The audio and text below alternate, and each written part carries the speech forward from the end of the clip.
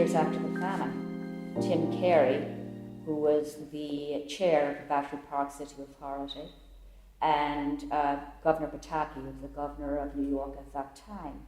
And Governor Pataki is rather proud of his Irish roots. And they went to Ireland to see what they could do about some commemoration. And they came up with a brainstorm of a little half-acre site, quarter-acre memorial. Half-acre site on the end of VC Street had no plans. So they actually decided to commission a piece.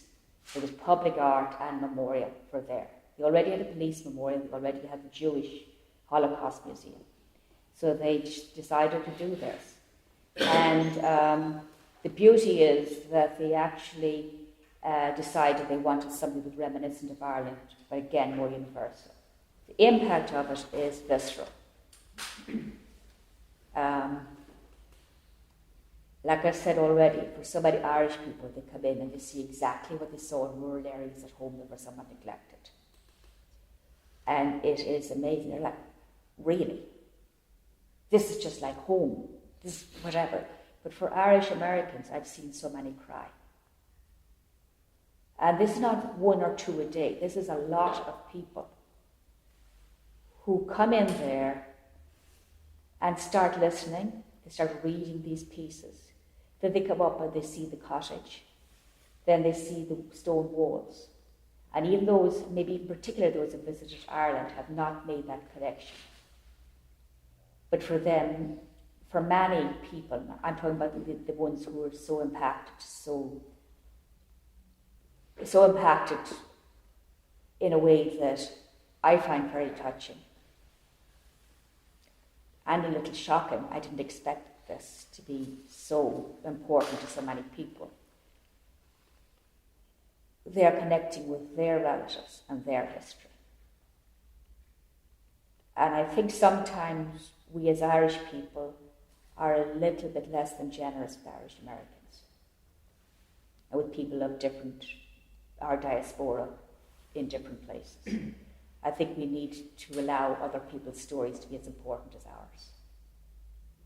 And that, to me, was the most visceral thing. For me, for other people, obviously, the impact was their family history, their stories, and their connection with their own history. So it may sound silly, but that to me was a huge frame change.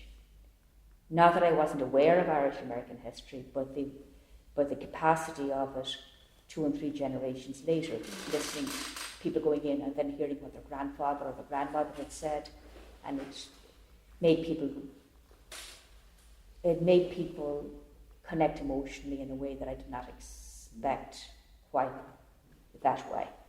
I'm wondering also for non-Irish people without an Irish background, is there a resonance? Yes. Because I know that there's a global intention, let us not let this happen in the world again, never mind on Irish soil. Have you witnessed way that? More intellectually. Way more people who are from different heritages connect with the intent, the artistic intent, the intellectual intent, the fact that it's art, the fact that it's a monument, the fact that it's a memorial. They connect with what's written and they think it's very powerful. They look at the fireplace and say, is that a real chimney? They connect with it differently. But yes, there's a real connection, but it's not the same as it is for Irish Americans that I've seen. And it's extremely powerful as an art piece, and it's really interesting. And as they said in the New York Times in that piece from 2002 when New York was hurting, that it is an important piece for everybody about loss and about the sudden changes. And again, go upstairs. And about the instance life can change for anybody. Okay, so it was actually very powerful for all New Yorkers.